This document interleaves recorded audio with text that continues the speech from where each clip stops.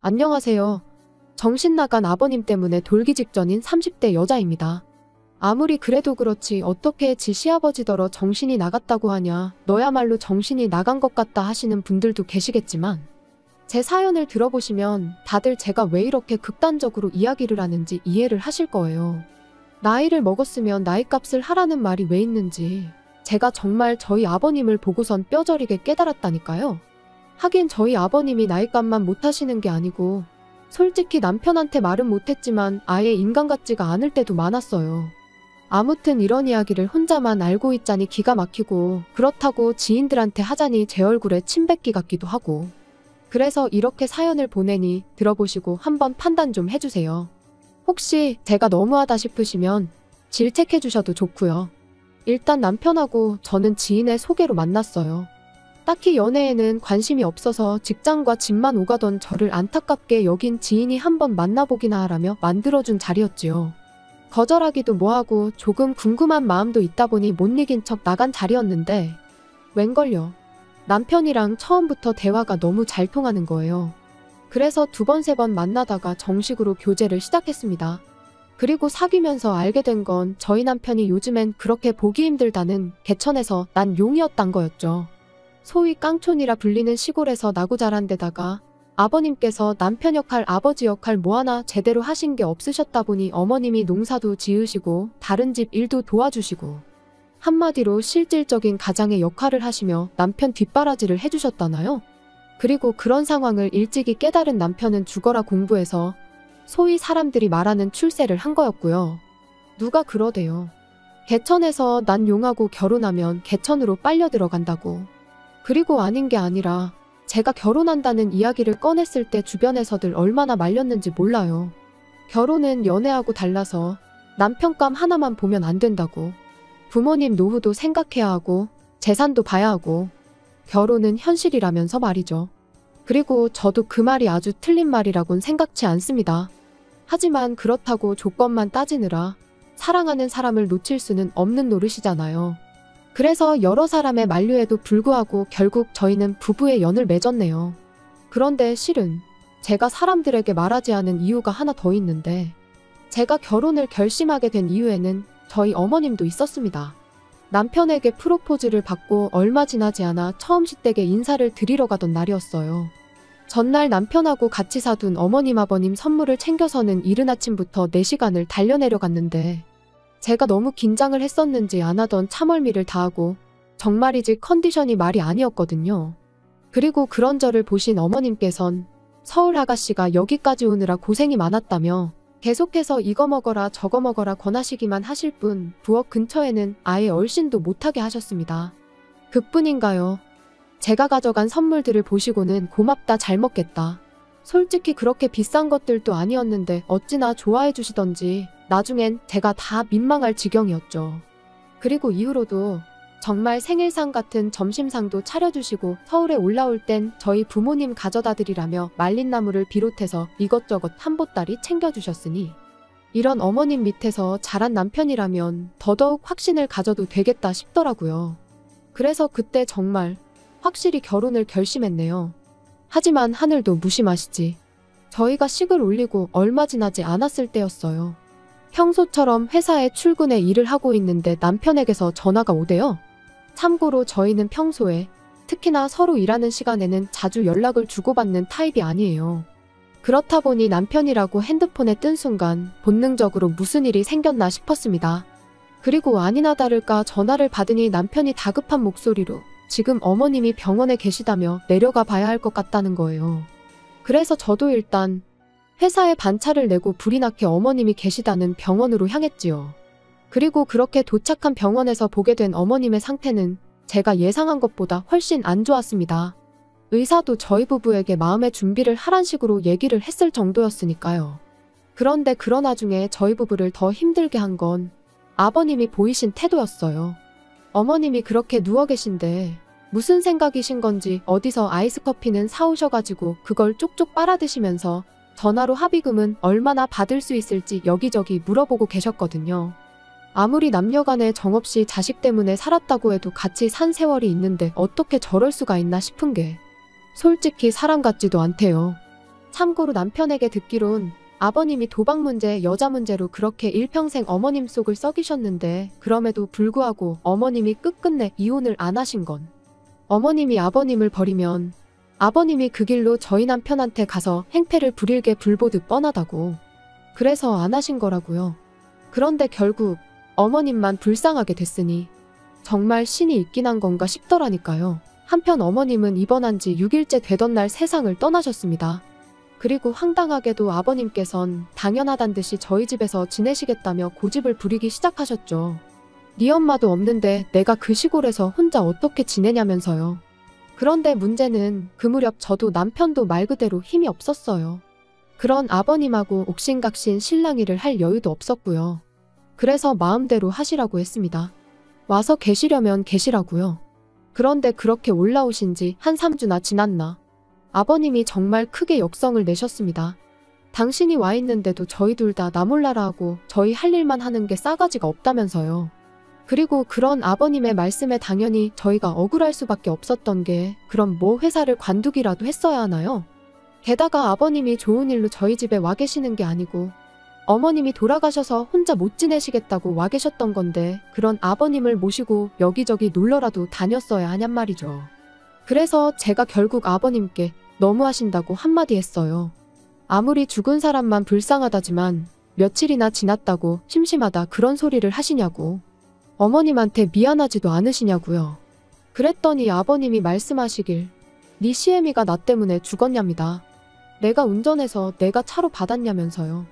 그리고 서슴없이 그런 막말을 퍼부으시는 동안 목에 핏대는 한껏 세워서 소리를 지르시는데 정말 사람 맞나 싶은 거예요. 그래서 아버님께 정말 더는 같이 못 지내겠다고 내려가시라고 했습니다. 그랬더니 안 가신대요. 죽어도 못 간대요. 가서 어떻게 사냐고 절대로 못 간다고 여기서 저희랑 평생 사시겠다고요. 정말이지 미치고 팔짝 뛸 노릇이었죠. 그런데 그때 저희 남편이 얼마 주면 가실 거냐 했습니다. 얼마를 드리면 가주실 거냐고요. 그리고 그렇게 타협한 게 매달 50만 원이에요. 50만 원씩 보내드리는 조건으로 같이 산다는 얘긴 2번 다시 안 하시기로요. 정말이지 돈 앞에선 장사 없다지만 결국 처음부터 저희랑 지내시려던 것도 어머님이 안 계신 집에서 혼자 지내실 자신이 없으셔서가 아니라 일평생 어머님한테 그러셨듯 이번엔 저희 등골에 빨대 꽂으려고 하셨던 거구나 싶은 게 소름이 끼치고 한편으론 남편이 불쌍하고 남편도 남편대로 저한테 미안해했죠. 그리고 그 일이 있고 한반년쯤 지났던 작년 가을이었습니다. 웬일로 아버님한테 문자가 왔는데 할 이야기가 있으니 빠른 시일 내에 한번 내려오라대요. 그래서 바로 그 주 주말에 남편과 시댁을 찾았어요. 참고로 어머님이 돌아가신 이후로 그때가 3번째 방문이었습니다. 처음에 내려가서는 어머님 유품 정리를 했고 2번째 내려갔을 때 이제 어머님이 쓰시던 방을 치웠죠. 사실 이때도 아버님하고 고성이 오가긴 했습니다.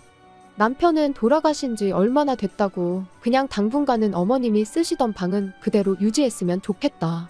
아버님은 사는 내가 불편하다는데 네가 무슨 간섭이냐. 그래서 결국 어쩔 수 없이 저희가 정리했어요. 만약에 저희가 끝까지 안 한다고 버텼으면 저희 몰래 사람을 불러서 치우고도 남으실 분이셨으니까요. 그리고 그때 이후로 저희는 그래도 어머님이 사시던 집이니 종종 내려가서 살피고 싶었는데 아버님이 어찌나 못 오게 하시던지 그래서 이번에 내려오라고 하신 게 더더욱 무슨 일 때문인지 가늠이 되질 않았네요. 그런데 그렇게 도착한 시댁에서 저희는 생각지도 못한 상황을 보게 되었습니다. 집엔 아버님만 계신 게 아니었거든요. 웬 중년의 여성분도 같이 계셨죠. 그리고 저희가 누구라는 눈빛으로 그분을 쳐다보니 아버님께서 저희더러 새엄마랍니다. 당신하고 결혼할 여자니까 저희한텐 새엄마라고요. 기가 막히대요. 재혼도 그렇고 새엄마는 무슨 새엄마. 정말 어처구니가 없더라니까요. 그리고 몇 분이나 지났나 남편이 한숨을 푹 내쉬더니 어머니 돌아가신 지 얼마나 됐다고 재혼이냐며 아버님한테 물었습니다. 창피하지도 않으시냐고요. 그런데 아버님은 내가 죄졌냐, 내가 왜 창피하냐 하시더니 니들이 나 데리고 살 것도 아니면서 왜 못하게 하냐고 소리를 지르시대요. 그리고 솔직히 그땐 아버님 말씀도 일리가 있다 싶기도 했어요. 진짜로 저희가 모시고 살 것도 아니고 옛말에 10명의 자식이 악처보다 못하다잖아요. 그래서 결국 재혼을 하고 말고는 아버님 결정에 따르기로 했습니다. 다만 호칭은 여사님으로 새어머니니 뭐니 그런 건 못한다고 했죠. 그랬더니 아버님도 더는 별 말씀 안 하시대요. 그리고 정확히 한 달 뒤 아버님은 여사님과 살림을 차리셨습니다. 혼인신고도 하셨고요. 솔직히 혼인신고까지 하신 걸 알고 나서는 정말 말이 안 나왔어요.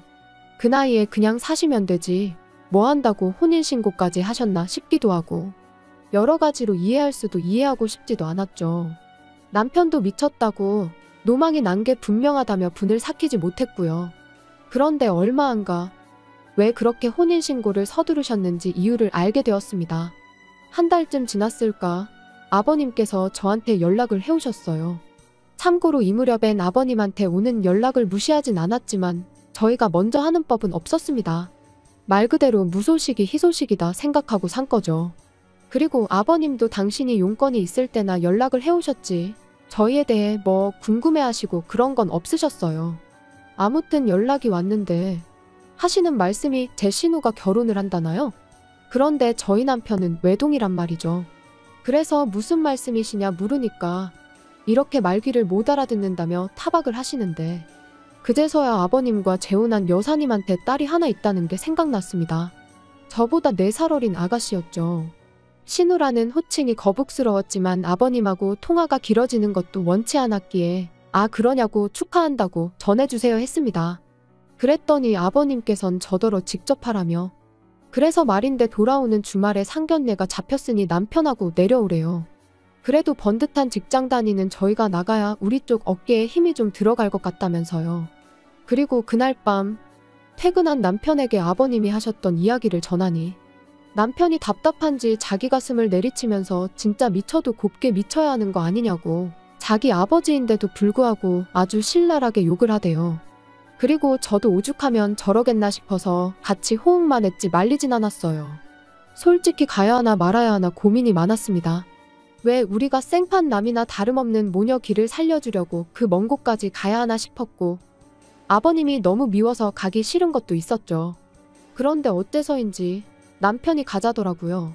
가서 그 아가씨랑 결혼할 남자한테 적어도 자기 아버지가 어떤 사람인지 말이나 해줘야겠다면서 말이에요. 그리고 저는 엄밀히 따지면 그 아가씨는 죄가 없지 않나 싶어서 저희 남편의 생각이 썩 마음에 들진 않았습니다. 하지만 또 한편으론 제가 무슨 선생님도 아니고 남편한테 옳고 그름을 논할 상황인가 싶대요.